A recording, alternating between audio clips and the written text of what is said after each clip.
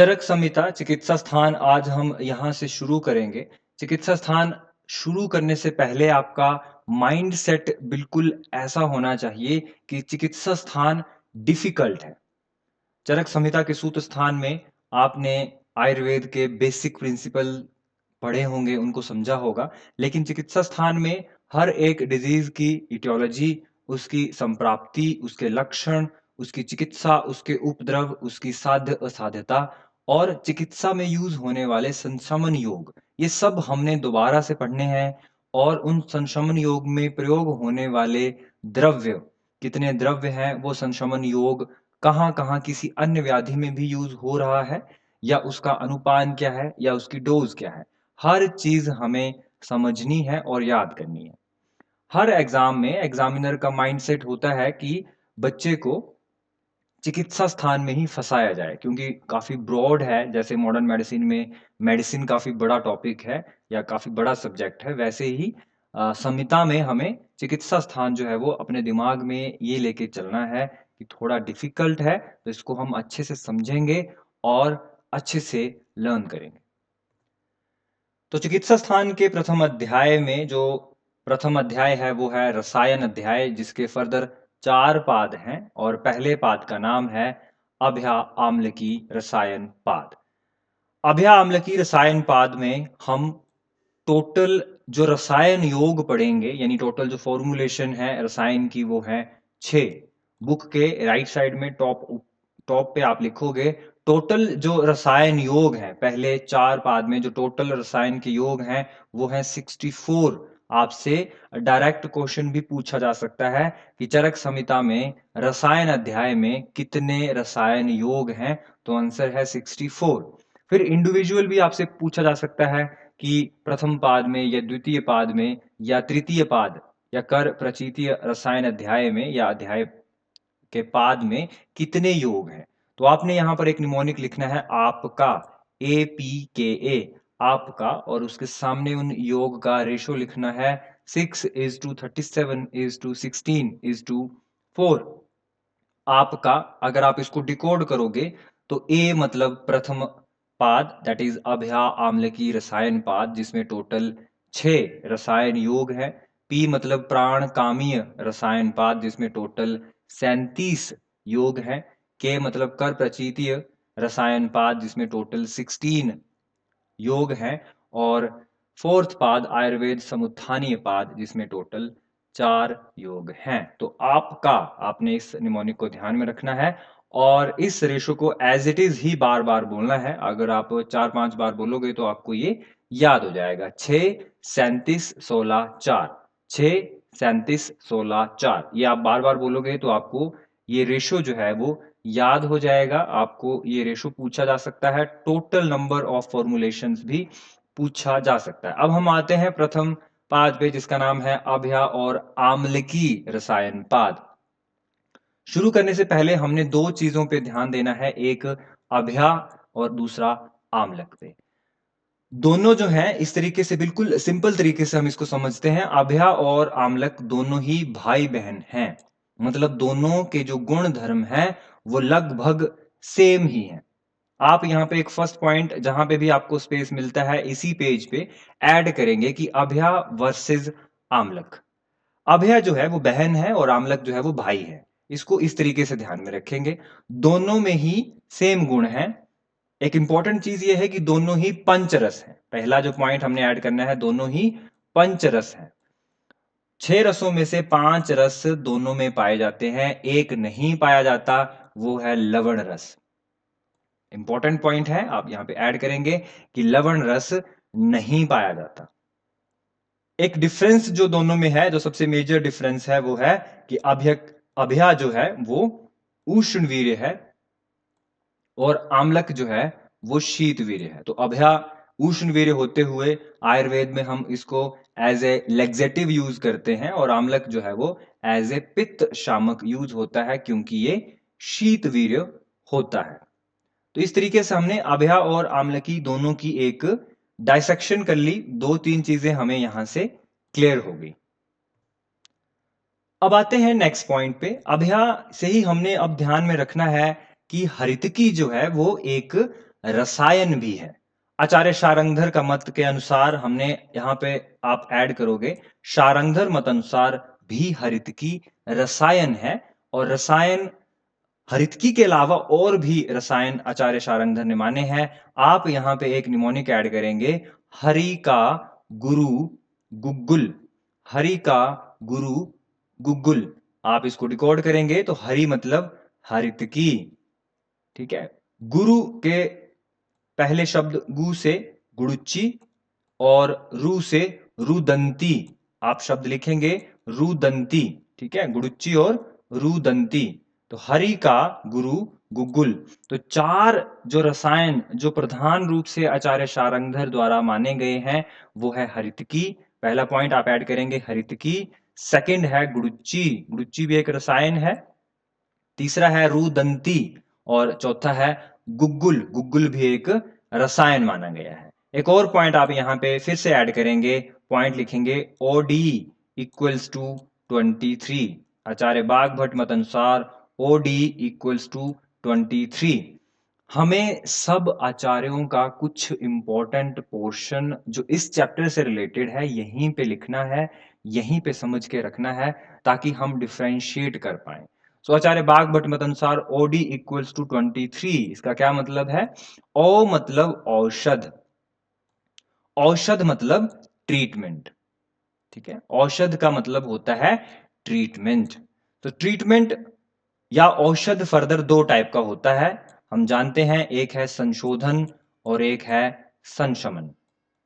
आचार्य बागभट्ट मत अनुसार हम पढ़ रहे हैं OD equals to 23 and further O मतलब औषध, जो कि फर्दर दो भागों में बांटा जा रहा है। औषध मतलब ट्रीटमेंट, और ट्रीटमेंट फर्दर दो प्रकार का होता है, संशोधन और संशमन। संशोधन जो है आचार्य बागभट्ट ने 5 प्रकार का माना है, जिसको हम पंचकर्मा कहते हैं, और संशमन चिकित्सा जो है वो आचार्य बागभट्ट ने 7 प्रकार की मानी। ये हम बागभट्ट संहिता में भी अच्छे से पढ़ेंगे। अभी फिलहाल आपने औषध के दो टाइप, संशोधन और संशमन, ये ध्यान में रखना है। फिर डी पे आते हैं, तो डी इक्वल्स टू 3। डी मतलब द्रव्य। सो द्रव्य के 3 प्रकार माने हैं, आचार्य बागभट्ट ने द्रव्य के 3 प्रकार माने हैं, ये आपने ध्यान में रखना है, ठीक है। सो ओडी इक्वल्स टू 23, औषध 2 प्रकार का और द्रव्य 3 प्रकार के, ये आपने ध्यान में रखना है। अब आते हैं हम श्लोक नंबर 3 पे। श्लोक नंबर 3 है topic for medicine in general. तो यहां पर भेषज के पर्याय दिए हैं। भेषज के पर्याय में आचार्य चरक कहते हैं चिकित्सितम व्याधिहरम पथ्यम साधनम औषधम प्रायश्चितम प्रशमनम प्रकृति स्थापनम हितम, ये विद्यात भेषज नामानी, भेषज के ही पर्याय हैं। These are the synonyms of medicine, ठीक है, भेषज के ही पर्याय हैं, यानी चिकित्सा के पर्याय हैं। यहां से क्वेश्चन कैसे बन सकता है, आपसे कंफ्यूज करके आपको डाला जा सकता है कि इनमें से कौन सा चिकित्सा का पर्याय नहीं है। अब आप इसको ध्यान से देखेंगे तो चिकित्सितम चिकित्सा का पर्याय है, व्याधि हर भी चिकित्सा का पर्याय होना चाहिए, बिल्कुल अंडरस्टूड है। इसको हम आगे मान के चलेंगे, आगे भी हम जब जब चैप्टर्स पढ़ेंगे तो जब हम ये बोलेंगे कि ये ब्लू टिक है, ब्लू टिक मतलब अंडरस्टूड है, तो चिकित्सितम भी अंडरस्टूड होगा, आपको याद करने की जरूरत नहीं है। व्याधि हर भी अंडरस्टूड होगा, आपको याद करने की जरूरत नहीं है। औषध मैंने आपको अभी बताया कि औषध का मतलब चिकित्सा होता है। औषध और औषधि दो अलग अलग चीजें हैं। औषध मतलब चिकित्सा और औषधि मतलब ड्रग। आपको हर एक प्रिंसिपल का, हर एक वर्ड का एग्जैक्ट मीनिंग पता होगा, तब आपको रट्टा नहीं मारना पड़ेगा। तो औषध मतलब ट्रीटमेंट एंड औषधि मतलब ड्रग। तो औषध भी हमें अंडरस्टूड है, चिकित्सा का ही पर्याय है। प्रायश्चित, अब जो चीजें हमें नहीं लगता था कि इसका पर्याय हो सकती है या हमारे लिए नई चीज है, उसको हम अंडर द बॉक्स करेंगे। आप बुक में भी ऐसा ही करेंगे, जो चीज हमारे लिए अंडर द बॉक्स होगी उनको हमने बार बार रिवाइज करना है, और जो हमारे लिए ब्लू टिक होगी उसको आपने अंडरलाइन ही नहीं करना है, ठीक है, ताकि आप जब भी रिवाइज करो तो उन्हीं चीजों को रिवाइज करो जो आपके अंडर द बॉक्स है। तो अंडर द बॉक्स आ गई प्रशमन, तो प्रशमन भी एक संशमन चिकित्सा होती है जिसमें हम ड्रग यूज करते हैं संशोधन के अलावा जो दूसरी चिकित्सा होती है प्रशमन या संशमन चिकित्सा, जो कि 7 प्रकार की बताई गई है आचार्य बागभट्ट मत अनुसार। प्रकृति स्थापन मतलब नेचुरल हेल्दी स्टेट में पेशेंट को वापस ले आना, जैसी प्रकृति थी उसी प्रकृति की वापस स्थापना करना। तो प्रकृति स्थापन भी ट्रीटमेंट का ही पर्याय होना चाहिए। तो ये भी अगर आपको लगता है तो इसको आप अंडर बॉक्स रख सकते हो। और हित करना भी चिकित्सा का ही पर्याय है। तो अंडर द बॉक्स यहाँ पे 3-4 चीजें आ गई। एक तो पथ्य है, एक साधन है, एक प्रायश्चित है, एक प्रकृति स्थापन है और एक हित है। क्वेश्चन आपसे पूछा जाएगा कि which of the following is not a synonym of medicine, या फिर भेषज का पर्याय नहीं है। उसमें कंफ्यूज नहीं होना है आपने। पथ्य, साधन, पथ्य मतलब जो आपके लिए पथ्य होगा, हितकारी होगा, हेल्थ के लिए अच्छा होगा, उसको पथ्य कहते हैं। साधन, ठीक है, सोर्स जिससे आप विकृत दोषों को सम अवस्था में लाएं, ठीक है। प्रायश्चित और प्रकृति स्थापन, तो यहां से भी क्वेश्चन बन सकता है। किस प्रकार का बन सकता है उसके बारे में हमने डिस्कस कर लिया है। अब हम आते हैं श्लोक नंबर 4 पे। श्लोक नंबर 4 पे बोला भेषज जो है यानी चिकित्सा जो है वो फर्दर 2 प्रकार की हो सकती है आयुर्वेद में। फर्स्ट इज स्वस्थ्य ऊर्जस्करम एंड सेकंड इज आर्तस्य रोगनुत। तो वही जो आयुर्वेद का पर्याय है, स्वस्थ से स्वास्थ्य रक्षणम, जो स्वास्थ्य व्यक्ति है उसके स्वास्थ्य की रक्षा करनी, उसकी इम्यूनिटी को बढ़ाना, उसको ऊर्जा देना।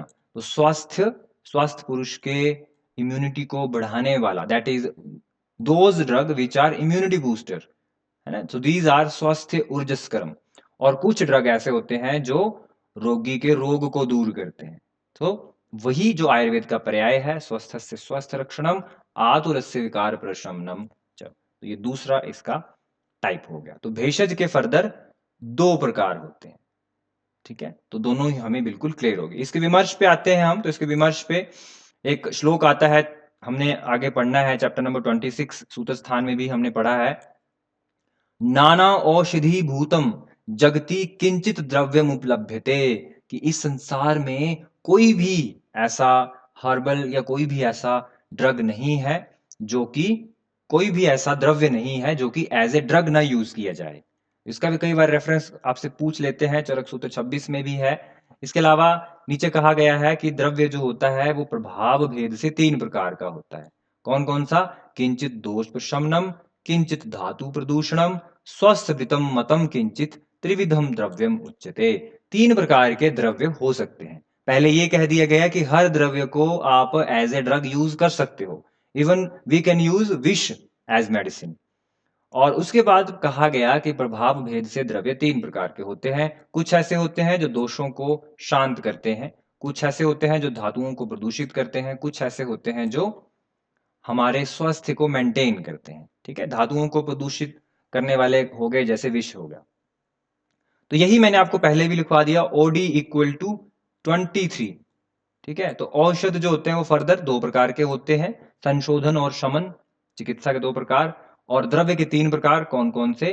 किंचित दोष प्रदूषणम, किंचित दोष प्रशमनम, किंचित धातु प्रदूषणम और स्वस्थ मतम किंचित त्रिविधम द्रव्यम उच्यते। नेक्स्ट आते हैं कि अभेषज जो होता है, अभेषजम च द्विविधम बाधनम स अनुबाधनम। इंपॉर्टेंट चीज है। हमने पढ़े कि द्रव्य 3 प्रकार के हैं। कुछ हैं जो दोषों को शांत करते हैं, कुछ हैं जो धातुओं को दूषित करते हैं।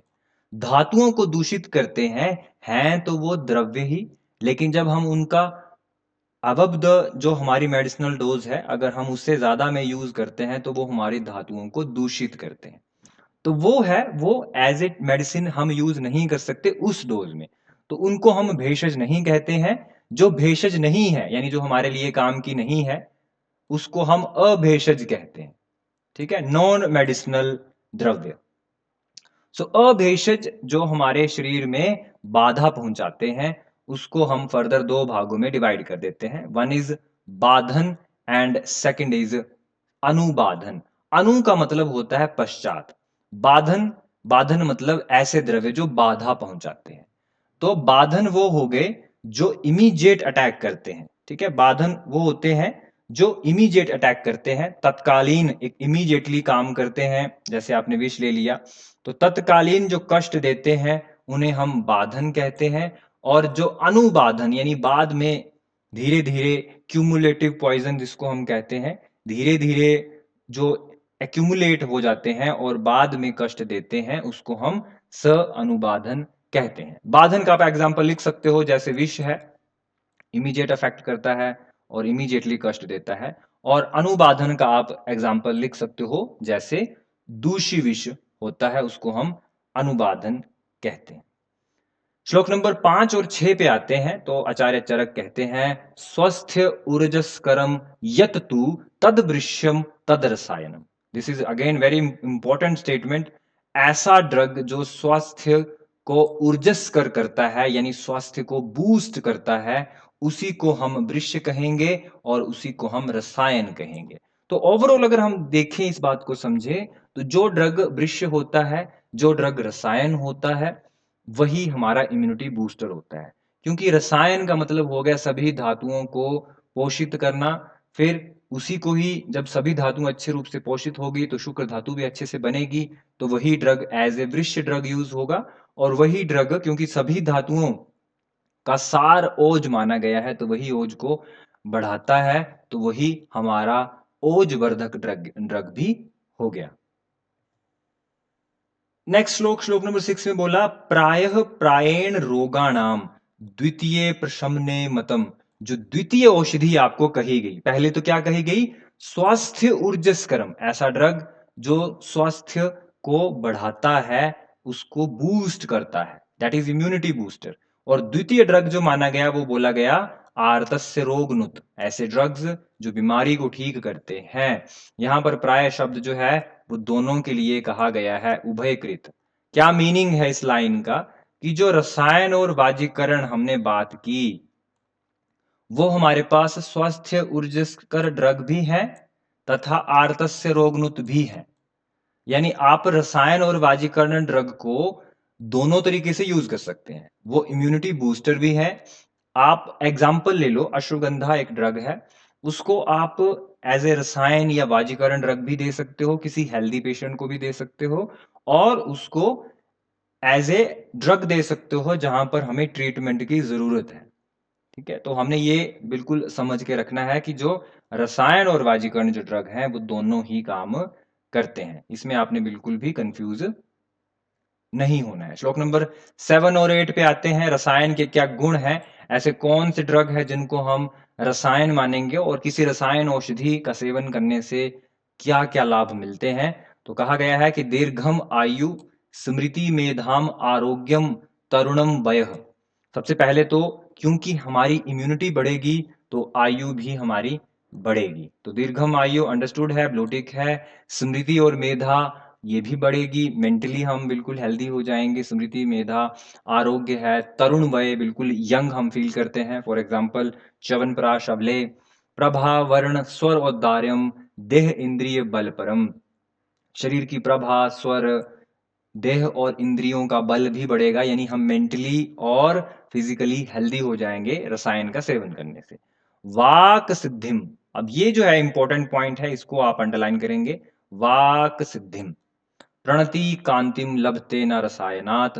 अब लास्ट लाइन भी आपके लिए इंपॉर्टेंट है, इसको भी आप रेड पेन से अंडरलाइन करेंगे, दैट इज लाभोपायो ही शस्तानाम रसादिनाम रसायनम। ये भी आपसे बड़ी बार पूछा जाता है कि लाभोपायो ही शस्तानाम रसादिनाम रसायनम। जितनी भी हमारी धातुएं हैं, जो रस आदि हमारी 7 धातुएं हैं, उनका उत्तम, बिल्कुल प्योर स्टेट को प्राप्त करने का जो ड्रग है, उसको हम रसायन कहते हैं। तो दो चीजें हमने इसमें ध्यान में रखना है, अदरवाइज आपको श्लोक तो एक बार रीडिंग सबको ही देनी है, आपको बिल्कुल समझ में आ रहा है कि ये रसायन का काम है, क्योंकि सारी ही धातुएं पुष्ट हो रही हैं। याद क्या रखना है, एक वाक सिद्धि। वाक सिद्धि का अर्थ ये होता है कि जो आप बोलोगे वही सिद्ध होगा। इसको हम इस तरीके से समझ के चलते हैं कि इससे आप मेंटली और फिजिकली इतने हेल्दी और इतने एबल हो जाओगे कि आप जो प्रण लोगे, आप उसको अचीव कर लोगे। आप जो गोल बनाओगे, आप उसको अचीव कर लोगे, क्योंकि आप फिजिकली और मेंटली काफी हेल्दी होगे। सेकंड जो हमने याद रखना है इसमें, वो है लाभोपायो हि शस्तानाम रसादिनाम रसायनम। चलो इसके बाद फिर से थोड़ा पीछे चलते हैं, कुछ कुछ चीजें हम बार बार अपने दिमाग को स्ट्राइक करते रहेंगे तो हमें याद होती रहेंगी। हमने एक चीज अभी पढ़ ली है, ओडी इक्वल्स टू 23, बिल्कुल क्लियर हमारे दिमाग में ये हो गया कि औषध के दो प्रकार होते हैं आचार्य बागभट्ट मत अनुसार, संशोधन और संशमन। संशोधन फर्दर 5 प्रकार का होता है और संशमन जो चिकित्सा जो होती है फर्दर 7 प्रकार की होती है। द्रव्य जो होते हैं वो आचार्य चरक और आचार्य बागभट्ट मत अनुसार 3 प्रकार के होते हैं, किंचित दोष प्रशमनम, किंचित धातु प्रदूषणम एंड स्वस्थ ऊर्जस्करम मतम। 3 प्रकार के द्रव्य होते हैं। अब यहां पे आप एक और पॉइंट ऐड करेंगे कि आचार्य चरक मत अनुसार औषध के 3 भेद हैं। आप सब पढ़ के आए हैं चरक संहिता सूत्र स्थान में। औषध के 3 प्रकार होते हैं। आचार्य चरक जो है वो चिकित्सा 3 प्रकार की करते थे। अगर आपको याद आएगा तो आप यहाँ पे ऐड करेंगे। वन इज दैव विपाश्रय, जिसमें होम हवन यज्ञ ये सब व्रत उपाधान ये सब चीजें की जाती हैं। दैट इज दैव विपाश्रय चिकित्सा। सेकंड इज युक्ति विपाश्रय चिकित्सा, जिसमें हम ड्रग का यूज करते हैं, युक्ति का प्रयोग करते हैं, कौन सा ड्रग देना है, कौन सा चिकित्सा सिद्धांत यूज करना है।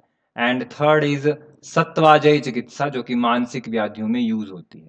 दैव विपाश्रय, युक्ति विपाश्रय और सत्वाजयी चिकित्सा 3 प्रकार की औषध माने गए हैं आचार्य चरक मत अनुसार। और आचार्य बागवट ने औषध 2 ही प्रकार के माने हैं, संशोधन जो कि 5 प्रकार का है और संशमन जो कि फर्दर 7 प्रकार का है।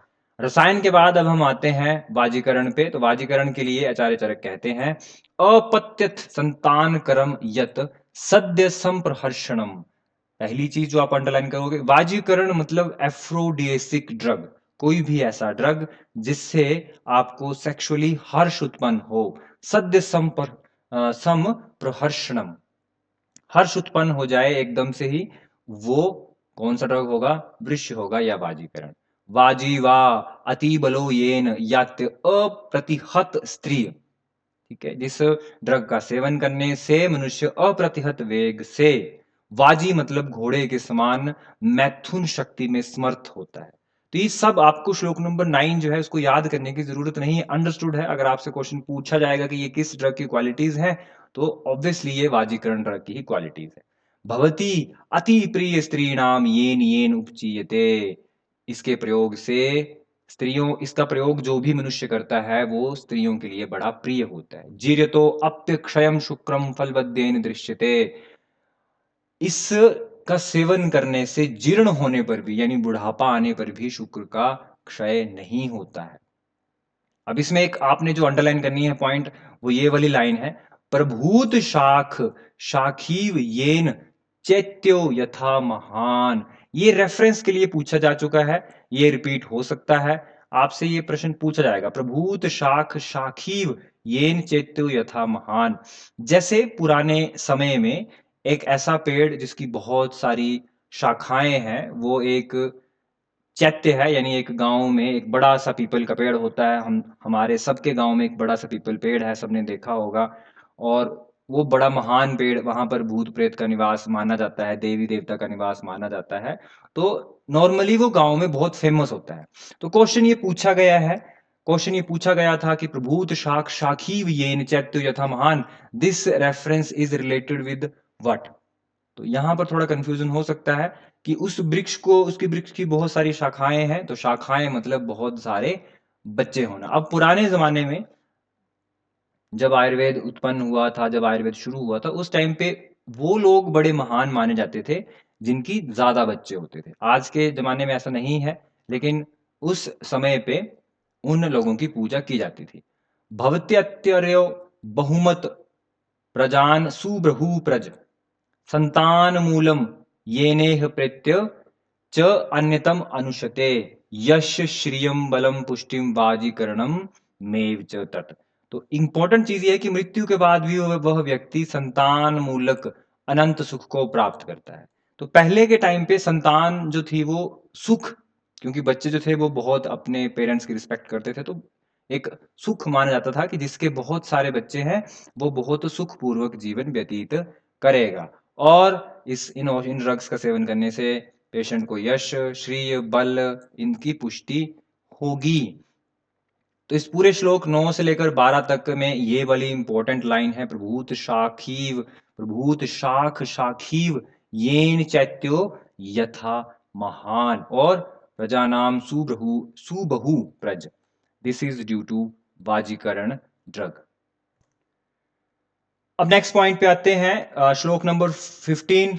इससे पिछला जो श्लोक है 14 इतना इंपॉर्टेंट नहीं है। अभेषज असेव्य है। अभेषज बड़े हमने दो प्रकार के होते हैं, बाधन यानी विष और स अनुबाधन यानी दूषी विष। तो दोनों ही हमारे लिए असेव्य है। औषध के जो विपरीत होता है, गेयम विपरीतम यद औषधात, कोई भी ऐसा द्रव्य जो औषध यानी सेवन करने योग्य में से अगर विपरीत है तो उसको हम अभेषज कहते हैं, उसका सेवन नहीं करना चाहिए। तो सेवन किसका करना चाहिए, आगे जो हम रसायन के बारे में पढ़ेंगे उसी का सेवन करना चाहिए। इंपॉर्टेंट चीज है। अगेन अब यहाँ पे खाली स्पेस है, तो खाली स्पेस को आपने हमेशा भरना है कुछ एक्स्ट्रा पॉइंट्स ऐड करके, ताकि आप जब भी अपना फर्स्ट चैप्टर रिवाइज करो तो आपको एक्स्ट्रा नॉलेज जो बाकी आचार्यों ने भी दिया है या फिर इसी संहिता का एक्स्ट्रा नॉलेज भी आपको बार बार रिवाइज होता रहे। Revision is must. चिकित्सा स्थान को अगर आपने अपने दिमाग में बिठाना है तो बार बार रिवाइज करना है। स्टार्टिंग में हमने पढ़ा था कि अभ्या और आमलकी दोनों एक दूसरे के भाई बहन हैं। इस बात का तात्पर्य यह था कि अभ्या जो है वो बहन है, उसको फीमेल मान के चलते हैं, और आमलक जो है वो भाई है। तो यहां पर पहला जो पॉइंट आप लिखेंगे वो लिखेंगे बय स्थापनी पराम। स्थापनी, बय स्थापनी पराम। आपके दिमाग में ये बिल्कुल दोनों ही चीजें होंगी कि अभ्या भी बय स्थापनी है, एजिंग को डिले करती है, और आमलक भी बय स्थापनी है, ये भी हमने पढ़ा है। तो फर्स्ट पॉइंट लिखेंगे बय स्थापनी पराम। ये अभ्या के लिए कहा गया है क्योंकि इसमें वर्ड आता है स्थापनी, फीमेल। ठीक है। और दूसरा पॉइंट आप लिखेंगे वय स्थापना नाम, वो है आमलक के लिए। अब क्योंकि हालांकि ऐसे प्रश्न अब ना एनटीए पूछता है, लेकिन कुछ स्टेट में एएमओ के एग्जाम में ऐसे प्रश्न, ऐसे वर्ड प्ले किए जाते हैं कि आपसे क्वेश्चन पूछा जाएगा कि वय स्थापनी पराम या वय स्थापना नाम, ये अलग अलग द्रव्य के लिए कहा गया है। जहां पर स्थापनी शब्द आता है वो फीमेल यानी हरितकी के लिए कहा गया है, और जहां पर वय स्थापना नाम की बात हो रही है वो आमलक के लिए कहा गया है। तो ये तरीका जो है वो सिर्फ याद करने का एक तरीका है कि फीमेल हम हरितकी को मान के चल रहे हैं और मेल हम आमलक को मान के चल रहे हैं। तीसरा पॉइंट आप यहीं पे ऐड करेंगे वय स्थापना नाम या वय स्थापन पराम किसको कहा गया है, या वय स्थापन वो रसायन को भी कहा गया है। तो रसायन शुरू करने से पहले आप यहाँ पे लिखेंगे वय स्थापन, इसका एक मेन कर्म होता है रसायन का, वय स्थापन। तो रसायन फर्दर, रसायन थेरेपी दो प्रकार से की जाती है। रसायना नाम द्विविधम प्रयोगम ऋषियों विदु, ऋषियों ने कहा, वन इज कूटी प्रवेशिक रसायन एंड सेकंड इज वातात्पिकम। तो कूटी प्रवेशिक रसायन का सीधा मतलब है कि हम एक आईसीयू वाली कंडीशन जनरेट करेंगे, एक कूटी बनाएंगे, ठीक है, आईसीयू जैसी, जिसमें बिल्कुल कंट्रोल्ड टेम्परेचर होगा और वहां पर हम रसायन औषधियों का प्रयोग करेंगे। और वातात्पिक मतलब वात और आतप यानी धूप और वायु, यानी हम ओपीडी बेसिस पे जब हम रसायन का सेवन कराते हैं, तो दिस इज वातात्पिक। तो जो कूटी प्रवेशिक होता है जिसमें इंडोर मैनेजमेंट है, हमने पेशेंट को आईसीयू या फिर आईपीडी में रखना है, और वातात्पिक वाला जो है वो हमारा ओपीडी पेशेंट होता है। आगे हम पढ़ेंगे कि क्या फर्क होता है कि ओपीडी बेसिस पे अगर आप रसायन थेरेपी किसी पेशेंट को देते हो या फिर आईपीडी बेसिस पे किसी पेशेंट को रसायन थेरेपी देते हो, तो दोनों में डिफरेंस क्या है। अब एक चीज तो आपको बिल्कुल अंडरस्टूड है कि अगर पेशेंट आपके पास है, अगर वो आईसीयू में है या फिर आपकी आईपीडी में है, तब आप उसका ज्यादा ध्यान रख सकते हो, है ना, इंटेंसिव केयर यूनिट, है ना, आईसीयू। तो कूटी प्रवेशिक अगर आपके पास है, अगर आपके पास आईपीडी में पेशेंट है, तो उसको जो एक्सटर्नल फैक्टर्स होंगे, धूप, धूली, रेत या फिर टेम्परेचर जो चेंज होगा, उसका कोई फर्क नहीं पड़ेगा। तो कूटी प्रवेशिक रसायन जो होता है वो श्रेष्ठ रसायन माना जाता है। आपसे ये भी प्रश्न बन सकता है कि दोनों में से श्रेष्ठ कौन सा है। तो कूटी प्रवेशिक ऑब्वियसली श्रेष्ठ है, क्योंकि पेशेंट आपके केयर के अंडर रहेगा। अगर उसको कोई भी दिक्कत होती है तो फिजिशियन वहां पे उसके लिए अवेलेबल होगा। और सेकंड आता है वातात्पिक। तो इस टेबल को हम यहां से पढ़ते हैं कि हमने क्या क्या पढ़ा कि दो प्रकार के द्रव्य होते हैं, वन इज भेषज जिसको हम मेडिसिन कहते हैं एंड सेकंड इज अभेषज। अब क्वेश्चन ये जनरेट होता है कि पहले तो ये कहा गया है सूत्र स्थान में कि इस दुनिया में कोई ऐसा द्रव्य है ही नहीं जिसको हम औषध न माने, है ना। तो ऐसा ही होता है, रियलिटी में ऐसा ही होता है। हम यहाँ पर अब जो अभेषज लिया गया है वो विष को माना गया है। तो विष को भी अगर हम कंट्रोल्ड वे में यूज करें, एग्जाम्पल हम बथनाव कर लेते हैं कि बथनाव की अगर हम डोज फिक्स करें, ठीक है, बिल्कुल एक लिमिटेड डोज लें, तो उसकी हमने मेडिसिन बनाई है। जैसे हिंगुलेश्वर रस है, संजीवनी बटी है, उसकी मेडिसिन बनाई गई है, तब वो आएगा भेषज में। और जब बथनाव को आप 2 ग्राम रूट ट्यूबर का जो चूर्ण है 2 ग्राम ले लोगे या 1 ग्राम ले लोगे तो वो अभेषज में चला जाएगा। तो ये बातें बिल्कुल क्लियर होनी चाहिए। भेषज यानी मेडिसिन, इसके पर्याय हमने पढ़ लिए, चिकित्सित व्याधि, हरम, पथ्यम, साधन, औषध, प्रायश्चितन, प्रशमनम, प्रकृति स्थापनम, हितम, ये हमने सब पढ़ लिया। हमें ये बिल्कुल क्लियर है। अभेषज मतलब रिवर्स ऑफ मेडिसिन, ऐसे ड्रग जो एज ए मेडिसिन यूज नहीं किए जा सकते।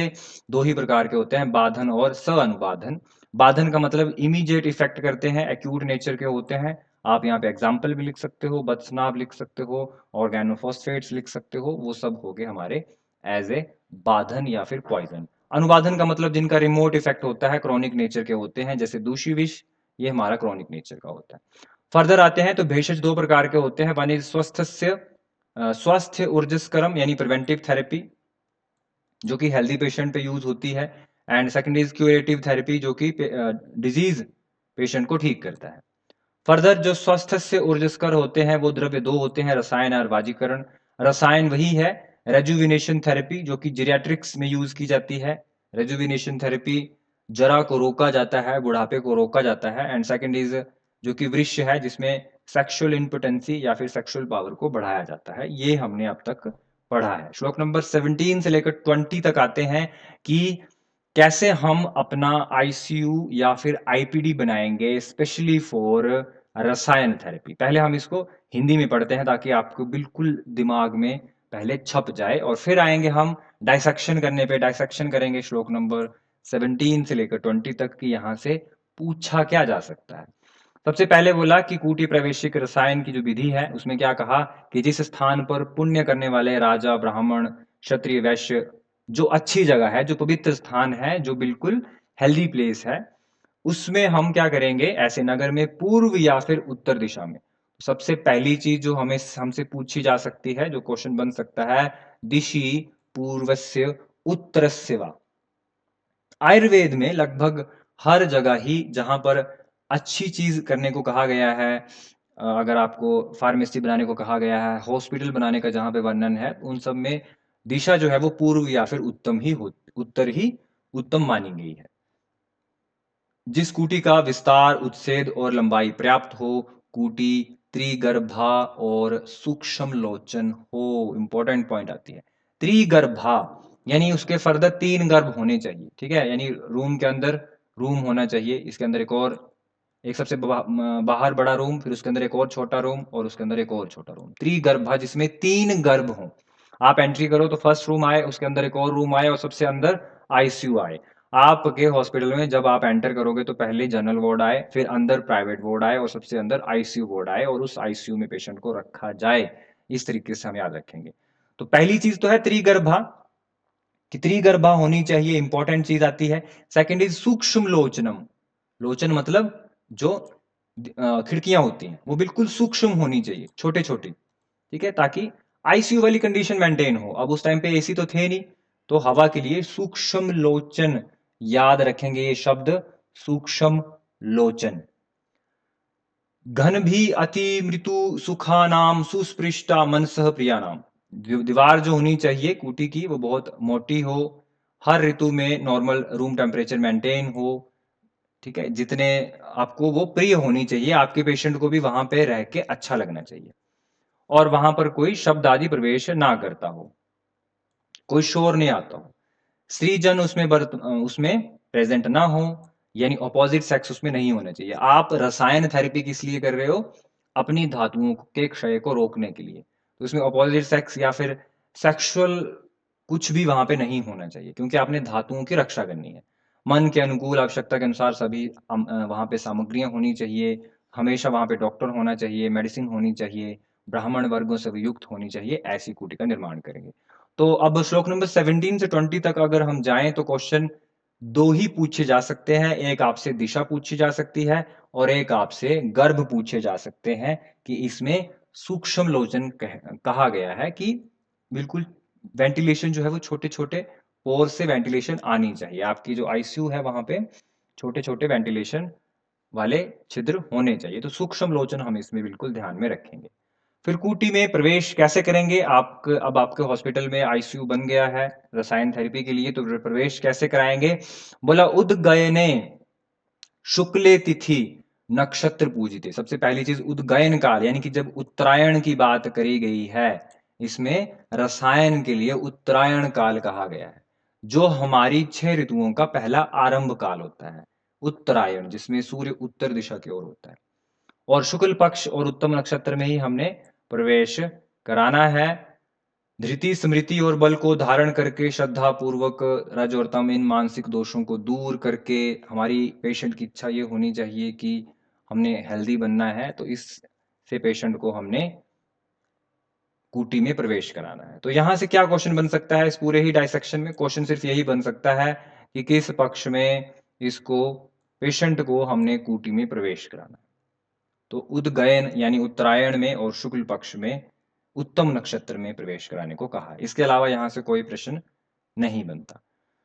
श्लोक नंबर 24 पे आते हैं। उस कूटी में प्रवेश कराने के बाद संशोधन औषधियों से यानी बमन विरेचन। अब ये बहुत इंपॉर्टेंट पॉइंट आता है, तस्याम संशोधने शुद्धम सुखी जात बलम पुनः। आप जब भी पेशेंट को रसायन थेरेपी का प्रयोग कराओगे, आपको पहले पेशेंट का संशोधन कराना है। This is a very much important. ये आपने दिमाग में रखना है, क्लिनिकली भी आपने इसको दिमाग में रखना है पेशेंट को। हम आज क्या करते हैं, आज हम पेशेंट को अश्वगंधा पाउडर दे देंगे। एक बिल्कुल कॉमन एग्जांपल से हम समझते हैं। पेशेंट हमारे पास आया जनरलाइज वीकनेस के लिए कि मेरे को बहुत कमजोरी होती है, और हमने उसको क्या दे दिया कि आप अश्वगंधा पाउडर 5 ग्राम रात को दूध के साथ ले लो। अब वो पेशेंट जो है वो 4 दिन के बाद वापस आ गया कि डॉक्टर साहब उतना अच्छे से काम नहीं कर रहा है। तो दो मेन इसके कारण है, एक अश्वगंधा की क्वालिटी अच्छी नहीं है, दूसरा ये है कि आपने पेशेंट को पहले प्योरिफिकेशन नहीं की, आपने उसका संशोधन नहीं किया, आप डायरेक्ट संशमन औषधि पे चले गए। तो यहां पर क्लियर कट लिखा है कि पहले पेशेंट का संशोधन कराना है, उसके बाद ही आप रसायन थेरेपी दोगे। पहले हमें संशोधन कराना है, उसके बाद ही रसायन थेरेपी पे आएंगे। अब यहां पर आपको यह बात बिल्कुल क्लियर होगी कि जब भी हम पेशेंट को रसायन देंगे तो पहले संशोधन का ही प्रयोग करना पड़ेगा। शुद्ध बॉडी में ही रसायन थेरेपी अच्छे से काम करेगी। तो यहीं पे आप एक और इंपॉर्टेंट पॉइंट लिख लेंगे, पंचकर्म प्लस रसायन। पंचकर्म प्लस रसायन, ये चिकित्सा सिद्धांत है। इसका चिकित्सा सिद्धांत है जनपदोध्वंस। जनपदोध्वंस की चिकित्सा क्या है? पंचकर्म प्लस रसायन। एक जनपदोध्वंस का हम एग्जांपल लेते हैं, कोविड पेंडेमिक का। तो उसमें हम क्या कर रहे थे, हम दे रहे थे पेशेंट को रसायन यानी इम्यूनिटी बूस्टर्स। ठीक है, तो इम्यूनिटी बूस्टर्स क्योंकि रसायन है, तो रसायन देने से पहले पंचकर्म का प्रयोग करना बहुत जरूरी है। तो हमेशा हर ड्रग में जब भी हम रसायन ड्रग देंगे, पहले हम पंचकर्म का प्रयोग करेंगे और यानी संशोधन का प्रयोग करेंगे, और उसके बाद हम उसको रसायन देंगे। सो पंचकर्म प्लस रसायन जो चिकित्सा है वो किसकी चिकित्सा है? इसके साथ ही याद रखेंगे हम जनपदोध्वंस की। दूसरा आप यहां पर फिर से पॉइंट ऐड करेंगे, वहां पर लिखेंगे पंचकर्म प्लस रसायन प्लस मेध्य अनपान। पंचकर्म प्लस रसायन प्लस मेध्य अनपान, ये चिकित्सा सिद्धांत है अतत्व अभिनिवेश का। अतत्व अभिनिवेश जो है वो एक मानसिक व्याधि है।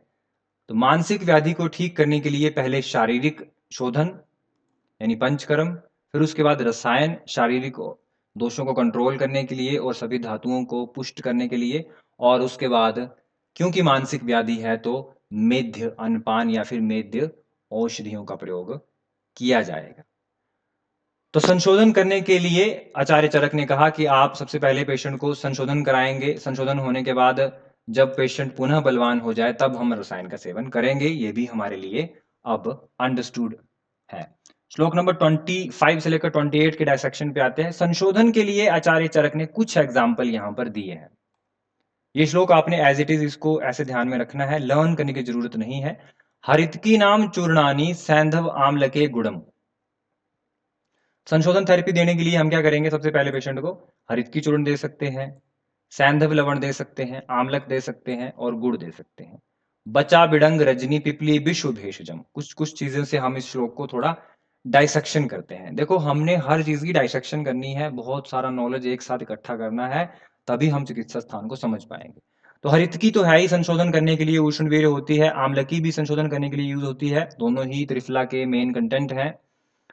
तो ये भी ये शीतवीर्य होती है। सैंधव जो होता है वो लिखेंगे 5 लवणों में सबसे श्रेष्ठ लवण होता है, अनुष्ण होता है, यानी उष्णवीर्य नहीं होता। बाकी सारे ही लवण उष्णवीर्य होते हैं, सैंधव लवण उष्णवीर्य नहीं होता। तो उष्णवीर्य नहीं होता इसीलिए ये चक्षुष्य होता है। ये भी आप पॉइंट करेंगे, ये चक्षुष्य होता है, यहीं पे इसको ऐड करेंगे। गुड़ दिया जाएगा बचा बिडंग, बिडंग एंटी माइक्रोबियल होता है, ठीक है। बिडंग जो होता है एंटी माइक्रोबियल होता है, बहुत जगह पे इसको कृमिघ्न के लिए यूज किया जाता है। रजनी हम कहते हैं हल्दी को, हरिद्रा को, ठीक है। पिपली है और विश्व भेषज है, इंपॉर्टेंट है। विश्व भेषज हम कहते हैं शुंठी को, विश्व भेषज। तो ये इसका पर्याय है, कई बार आपसे क्वेश्चन पूछा जाएगा विश्व भेषज किसका पर्याय है, तो शुंठी का है। पिबेत उष्ण अंबु नाम जंतु स्नेह स्वेद उत्पादित। तो सबसे पहले हमने पेशेंट को, हम संशोधन की बात कर रहे हैं तो पहले स्नेहन शोधन करेंगे, उसके बाद ये पाउडर जो है, ये जो बताया गया है, इस पाउडर का यूज करेंगे। स्नेहन शोधन के पश्चात रसायन जिसको देना है उससे पहले हमने उष्ण जल में पेशेंट को ये दे देना है। तेन शुद्ध शरीर से कृत संसर्जनाय, उससे जो संशोधन होगा पेशेंट का उसके बाद उसको संसर्जन कराना है। त्रिरात्रम यावकम दद्यात पंचाहम वा अपि सर्पिता। इंपॉर्टेंट पॉइंट आता है फिर, संशोधन के लिए भी हम पेया विलेपी जो भी संशोधन क्रम होता है वो करेंगे। इसके विमर्श में जाएंगे, हिंदी में तो हीन शुद्धि वाले को 3 दिन तक संशोधन करते हैं। संशोधन जो है वो 3 से लेकर 7 दिन तक किया जाता है, मिनिमम 3 दिन तक करते हैं, मैक्सिमम 7 दिन तक करते हैं। तो आप लिखेंगे 3, 5 और 7। तो अगर किसी को हीन शुद्धि हुई है, यानी बमन विरेचन के हीन वेग है, तो उसको हीन संशोधन दिया जाएगा, यानी 3 दिन तक ही संशमन दिया, ये संसर्जन क्रम जो है वो किया जाएगा। मध्यम शुद्धि है तो 5 दिन के लिए किया जाएगा, और अगर उत्तम शुद्धि है तो 7 दिन के लिए किया जाएगा। तो 3, 5, 7 यही संसर्जन क्रम का काल होता है, और सेम ही स्नेह प्रकर्ष काल होता है। ये दोनों पॉइंट आप यहां पे ऐड करेंगे। स्नेह प्रकर्ष काल मतलब स्नेहन में भी जो मृदु कोष्ठ है उसको 3 दिन में स्नेहन हो जाता है, जो मध्यम कोष्ठ है उसको 5 दिन तक स्नेहन हो जाता है, और जो क्रूर कोष्ठ है उसको स्नेहन के लिए 7 दिन लगते हैं। तो 3, 5, 7 इस फॉर्मूले से हमने 3 चीजें यहां पर पढ़ ली। तो उसके बाद बोला कि त्रिरात्रम, त्रिरात्रम यावकम दद्यात पंचाहम वा अपि सर्षिपाम सप्ताहम, यानी 3, 5 या 7 दिन तक हमने इसको देना है। उसके बाद सर्पी से संस्कृत पुराने यव को हमने देना है खाने को, ठीक है। तो ये जो है एक इंपॉर्टेंट है, इससे होता क्या है, ऐसे पेशेंट को प्रकृति सातम्य, जो वय है उसकी और प्रकृति और उसके सातम्य के अनुसार हमने ये औषधियां उसको देनी है, और उसके बाद हमने उसको रसायन थेरेपी का प्रयोग करना है। तो यहां पर अगर हम थोड़ा और ऊपर आए, जहां पर हमने 2 प्रकार का रस ये पढ़ा था, यहां पर भी आपके पास बुक में स्पेस होगा, यहां पर भी आप कुछ चीजें ऐड करेंगे। हमने यहां पर एक चीज पढ़ ली कि ये कूटी जो है वो त्रिगर्भा होनी चाहिए और सूक्ष्म लोचन होनी चाहिए। एक और कूटी हम पढ़ के आए हैं सूत्र स्थान में, आप वहां पर रिवाइज करके लिखेंगे। कूटी हम पढ़ के आए हैं कूटी स्वेद में। कूटी स्वेद में भी आईसीयू बनाया जाता है, और वहां पर भी फिर कंट्रोल्ड वेंटिलेशन में पेशेंट को स्वेदन कराया जाता है। तो जो कूटी स्वेद होता है वो बिल्कुल, जो कूटी होती है उसमें वो अलोचन होती है, उसमें बिल्कुल भी एक भी दीवार में कोई एक छोटी सी विंडो नहीं होनी चाहिए। रीजन, क्योंकि यहां पर हमें हवा की बिल्कुल जरूरत नहीं है। अगर हमारे इस कूटी स्वेद के कूटी में अगर लोचन हुआ, अगर छोटे छोटे छेद हुए, तो उसमें फिर हमें अच्छे से स्वेदन नहीं होगा, एयर वहां से अंदर आएगी, हम स्वेदन नहीं कर पाएंगे, टेम्परेचर कंट्रोल नहीं होगा। तो यहां पर सूक्ष्म लोचन लिखा है और कूटी स्वेद में अलोचन लिखा है। तो ये हमने एक डिफरेंस बिल्कुल ध्यान में रखना है। ठीक है, दूसरा पॉइंट एक हमने सूत्र स्थान में पढ़ा है जेंताक स्वेद। ठीक है, जेंताक स्वेद, जेंताक स्वेद का प्रयोग किया जाता है हेमंत ऋतु में। याद कैसे रखेंगे, सूत्र स्थान में भी आपको पढ़ाया गया है। जेंताक आप ऐसे लिखेंगे, जेंताक, और हेमंत भी आप लिखते हैं तो उसमें भी आधा न और त आता है। बस इसी शब्द से, ज्यादा आपने दिमाग नहीं लगाना है। जहां पे आधा न और त है, जेंताक में भी है और हेमंत में भी है, तो जेंताक स्वेद जो है वो हेमंत ऋतु में यूज किया जाता है। तो जेंताक स्वेद में भी कूटी बनाई जाती है, उसको हम कहते हैं जेंताक स्वेद कूटी। तो आप यहां पे लिखेंगे जेंताक स्वेद कूटी में अनेक वातायन होते हैं। अनेक वातायन होते हैं यानी बहुत सारे छोटे छोटे छिद्र होते हैं जहां से वात अंदर आता है। तो दो चीजें हमने ये समझी है कि कूटी जो है वो तीन जगह पे है पूरे चरक संहिता में। एक तो है कूटी प्रवेशिक रसायन के लिए जो कूटी यूज की जाती है, उसमें भी छोटे छोटे छेद होने चाहिए, वहां से हवा जो है वो अंदर आनी चाहिए। एक हमारे पास आता है जेंताक स्वेद जो कि हेमंत ऋतु में किया जाता है, जिसमें हमारे पास आप फिर से ऐड करेंगे 16 अरतनी जो है वो प्रमाण और उच्छेद बताया गया है कूटी का, उसका प्रयोग किया जाता है। और उसमें अनेक वातायन होते हैं यानी वहां पर भी हवा जाने के लिए वातायन रखने को कहा है। केवल एक स्वेदन ऐसा है जिसमें बिल्कुल भी वातायन या फिर छोटी विंडोज नहीं होनी चाहिए, वो है कूटी स्वेद, दैट इज स्वेदन इनसाइड द आईसीयू। तो वो कूटी जो है, वो कूटी स्वेद में जो कूटी प्रयोग की जाती है वो स्पेशली बनाई जाती है स्वेदन करने के लिए। तो जब कोई कूटी स्वेदन करने के लिए बनाई जा रही है तो उसमें बिल्कुल भी विंडोज नहीं होंगी, क्योंकि वो स्वेदन के लिए बनाई जा रही है। लेकिन एक एग्जाम्पल है आपके पास, जेंताक स्वेद में छोटे छोटे अनेक वातायन होते हैं, ये हमने ध्यान में रखना है। So this is all about today's lecture. Next lecture में हम फर्दर कंटिन्यू करेंगे कूटी प्रवेशिक रसायन के बाद। हम नेक्स्ट लेक्चर में पढ़ेंगे कि हरितकी, जो हमने हरितकी आदि चूर्ण, जिसमें ये ड्रग्स हैं सारे, हमने याद नहीं करने हैं, बस हमने देख लिया ये सारे ड्रग जो है वो संशोधन में यूज होते हैं। तो हरितकी चूर्ण क्यों लिया गया, हरितकी के क्या गुण हैं। जैसे कुछ चीजें हमने पढ़ ली है कि हरितकी पंच रस होती है, उसमें लवण रस नहीं होता। तो हरितकी में लवण रस को छोड़कर बाकी सारे ही पांचों रस रहते हैं और ये वीर्य में उष्ण है, और इसको हम शिवाम भी कहते हैं। हरितकी को बयस्थापनी पराम भी कहा गया है। और हरितकी और आम्लक में क्या डिफरेंस है और फर्दर वो कैसे यूज की जा सकती है, ये हम नेक्स्ट लेक्चर में डिस्कस करेंगे।